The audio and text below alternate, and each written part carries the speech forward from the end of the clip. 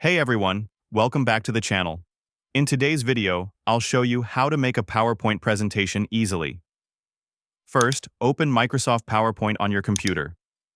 Once it opens, click on Blank Presentation to start a new slide. Now choose a design for your presentation. Go to the Design tab at the top and select any theme you like. Next, add your title on the first slide. Click on the text box and type your presentation title. To add a new slide, click on the Home tab and then select New Slide. Choose the slide layout according to your content. Now start adding your content. You can insert text, pictures, charts, icons, or videos by clicking on the Insert tab. To make your presentation look attractive, add animations. Click on any object, then open the Animations tab and select an effect.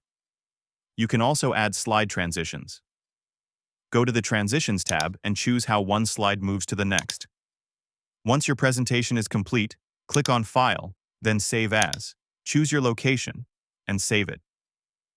To present your slides, click on Slideshow and select from Beginning. And that's it. This is how you can easily make a PowerPoint presentation. Thanks for watching. Don't forget to like, share, and subscribe.